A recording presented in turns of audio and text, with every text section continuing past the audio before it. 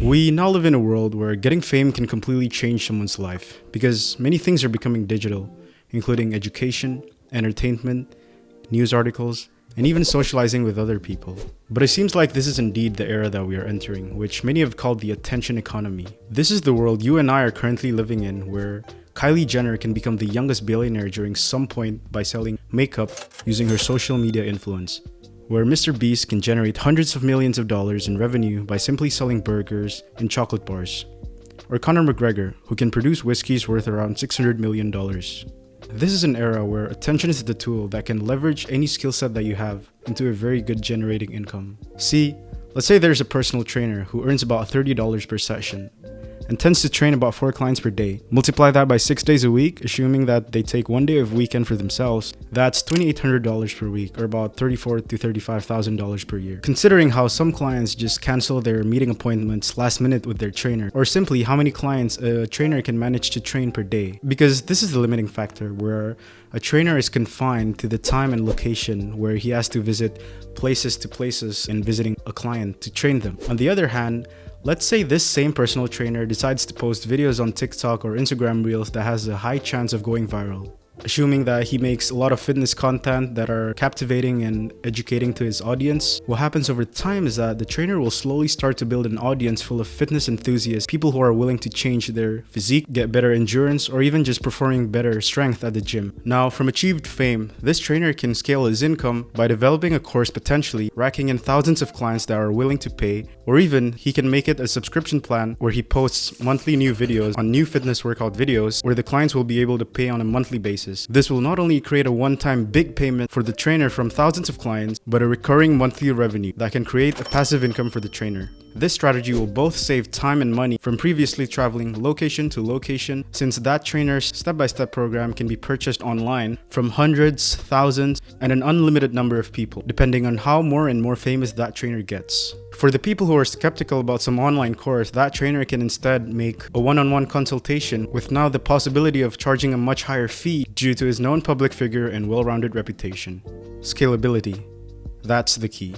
To visualize, use the 1% rule of thumb, where let's say you have a personal trainer who has 100,000 followers on Instagram, and the 1% rule shows that 1,000 of the followers are loyal and massive fans of the trainer, willing to buy courses, donations, merch, and many other things.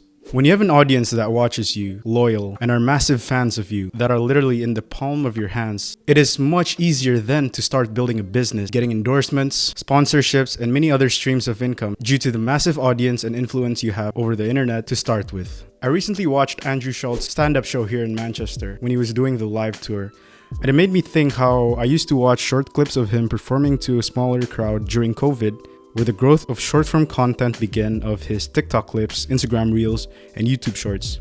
Because it's evident that many use short-form content as a way to progress to long-form content. Posting short clips of the most heated parts of a comedy show, or the best highlight moments, is what makes people interested in the first place. Andrew Schultz went from performing in small crowds and such places to big arena events, such as London's Royal Albert Hall, and even soon to be Madison Square Garden.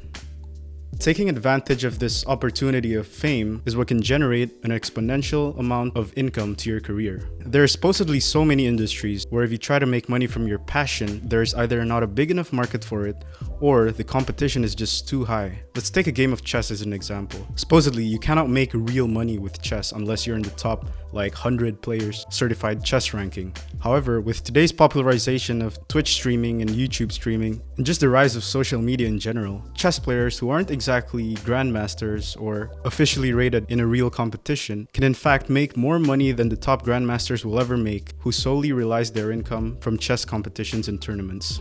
Levi Rosman, aka Gotham Chess, recently sold his book on how to win at chess, and at one point it was ranked top 16 in New York's bestseller. Known for his funny and super enthusiastic chess moments, he's gained millions of followers across different social media platforms. Had it not been for his massive fan base, it would be much harder for him to start selling a book that would have been a top-selling one. This goes the same for many other chess players like the Botez sisters, who make a lot of money on Twitch when streaming, getting donations, bits, and even sponsored posts on Instagram. This works the same for the world's best player Magnus Carlsen, who makes sponsorships from the likes of Puma, and even being paid to speak at events.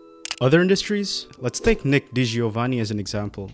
A chef who's passionate about food and cooking, and though he didn't win his MasterChef title back in 2018, he capitalized on the trend of short-form content, posting TikToks and Instagram Reels, while also talking about his experience during MasterChef and how Gordon Ramsay rated his dishes to make a more intriguing video holding the viewer's attention. And what happened as he gained followers? Yep, he did sell a cookbook to thousands of people. Jake, a now famous singer and songwriter, though it's notoriously hard to make it big in the music industry, the guy was so creative in building his audience. He would record his process of how he made his music, the progressions from every instrument, and even does collabs with his mom sometimes, who apparently is a music teacher. Mr. Beast, who started making nonsensical videos in the beginning of his career, such as counting to 100,000, saying PewDiePie 100,000 times, or even microwaving dry ice. It seemed a bit weird at first, but what he did was experimenting the YouTube algorithm and trying to figure out which videos to make that would blow up and go the most viral, especially during times before he had the money to finance these now big videos you see on the internet. And guess what he can do with 200+ million subscribers? Make a burger business, chocolate bars, personal brand and merchandising, and so on, which have racked up hundreds of millions of dollars. Someone even tried to buy his company for $1 billion. And it's funny to me because I see all these YouTubers who make videos on their 5, 6, or 7 different sources of income. And most of the time, YouTube AdSense isn't even the biggest earning category on their list. Creators like Ali Abdal, Andre Jik, Iman Gadzi, in fact make a lot more on their affiliate marketing, endorsement, or just simply selling their personal brand. And it's crazy because many things can go viral on the internet without the intention of going viral. Have you guys seen The Private Jet Broker? Where rich clients just go to him to see the best private jet deals or are willing to buy a new private jet, rent one, or sell one. Most of these viewers aren't even fans of private jets, but the algorithm somehow just gets recommended to them. This is in fact the power of going viral and having fame. Maybe that private jet broker has now tapped into more customers that didn't know him in the first place, who would have now wanted to contact him. From fame being made and converting into good money in areas of chess, to cooking, to music, to even influencing the crypto market sometimes. And not so long ago, many well-known celebrities and athletes are promoting NFT collections. It is evident that attention is the currency of today's economy. But at what cost? Now this brings me to my next point, is that would you really give up your personal life in getting all that attention and fame?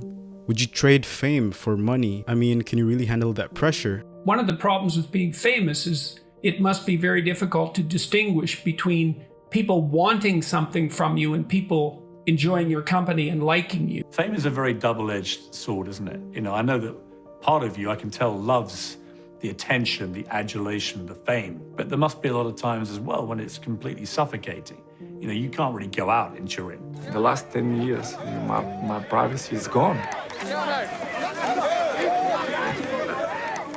Celebrities are often judged on their daily life, where most people would find it really annoying if they had fame. Say one thing and the whole world is praising you, supporting you, even getting opportunities in areas of business and networking. Meanwhile, you say another thing and your life could go into shambles, simply because some people do not agree with what you say, especially at today's high trend of cancel culture, having to think about every single word that you want to type in when you're about to post on social media. For the people who don't know, Ben Francis is the CEO of Gymshark, and his net worth is 3 times what Drake is worth. And then I thought, what would the experience have been like if I tried to come to this Nando's with Drake? Because making a lot of money and building wealth doesn't necessarily mean that you have to give up your personal life. There are indeed other ways to make money, such as doing business as discussed by Chris Williamson, but it's just that how long will it take to get to a certain level of output and getting the best results? If you think about the world's largest companies that involves branding and reputation, Nike, LV, Uniqlo, or even Evian and Nestle that simply sells water, they took years to build up their brand, getting the right marketing techniques and building a trust to their vast customer base. It just takes a lot of business strategies involved to get the results that they need. However, when you look at newer brands today, like Fenty Beauty, Prime Hydration, Kylie Cosmetics, these are all billion-dollar companies that are achieved in a matter of few years, if not less. Why? Because these owners have massive fan bases that are loyal and are willing to pay for their new upcoming products. KSI and Logan Paul even once did a marketing tactic where they told their own fans to throw bottles at them, as if they were haters, because they did in fact fool the public, which many thought those were haters. Because to me, it's just more logical that it would be easier to start a business or whatever digital product they're going to sell online if you have that audience to start with. And it's interesting nowadays that some people can have no work or corporate experience, no real job, no college degree, but yet make triple the amount of some company directors at a large firm who may have worked there for years. People who are not necessarily smart, but they have made their wealth from the audience that they have built over the years. And in the long run, managed to hire a professional as their financial advisor, manager in general, or maybe a personal assistant who can guide them with the basic stuff. Now, would I want to give up my personal life and achieve fame in the future to then turn it into some wealth building opportunity or business to start with? I don't really know or have some sort of answer as of now. But there was once a story that I went to Salt Bay's restaurant and cosplayed him for Halloween, where my friend recorded me meeting him and I salted the steak. He then told me later that night, "Hey man, you should post this on TikTok. I guarantee you that this will go viral." To which I was like, okay. So the night I decided to post it on TikTok as well as YouTube Shorts, and though it did not succeed on TikTok, I was surprised to see that it got 10,000 views on YouTube Shorts the next day. This is when I thought to myself that I think attention is the currency of the future, because if you can garner attention and make some sort of value for your audience which they can benefit, as a side result, you will make money in the long run, enhancing future opportunities such as networking even, maybe invited to speak at an event, and more. I mean, Salt Bae got his fame from a meme, which now he has turned into a very profitable business by simply salting steaks, where people pay thousands of dollars just to eat at his restaurant, where he's now become friends with so many celebrities, artists, athletes, and many more. Now that one viral video I posted on YouTube Shorts is what made me decide to start off this YouTube channel, and this being my very first official video. So if you enjoy watching this video, please feel free to subscribe. I would definitely be doing more YouTube videos in the future covering topics of business, making money, all that fun stuff. I'll see you guys on the next video. Peace.